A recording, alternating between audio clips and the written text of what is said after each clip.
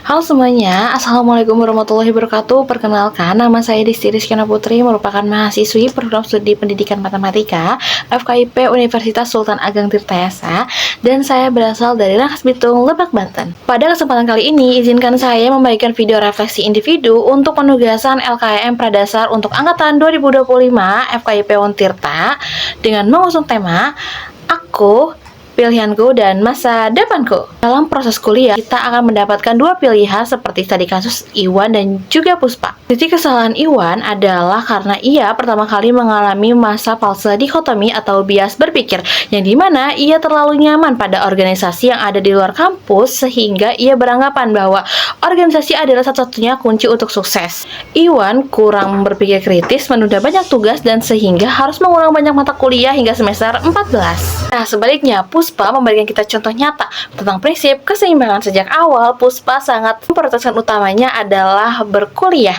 dan ia menganggap bahwa organisasi merupakan wadah untuk pengembangan dirinya. Ia melakukan riset terlebih dahulu untuk bisa bergabung menjadi sebuah organisasi seperti disiplin dan juga melakukan komunikasi untuk tetap mendelegasikan tugas yang ada. Dalam skala prioritasnya juga, Puspa mampu lulus dengan tepat waktu dan juga aktif dalam organisasi dan mendapat predikat cum laude.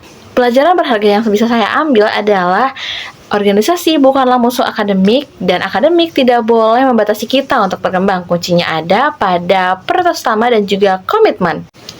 Pelajaran dari studi kasus tersebut berkaitan erat dengan 4 materi utama yang saya dapatkan selama LKMM Pradasar. Yang pertama ada sifat kritis, yaitu mengajarkan saya untuk menganalisis setiap pilihan secara objektif. Sebagai mahasiswa pendidikan matematika, logika dan pola pikir kritis sangat diperlukan agar tidak mudah terjebak pada asumsi yang merugikan. Yang kedua adalah keterampilan berkomunikasi, dan kita belajar dari Puspa pentingnya komunikasi asertif, kemampuan mendengar aktif, serta keberanian menyampaikan batasan kapasitas diri secara profesional. Tiga, pola pikir prestatif, membentuk dorongan dalam diri untuk tidak sekedar menggugurkan kewajiban, tetapi selalu berorientasi pada proses terbaik dan hasil jangka panjang.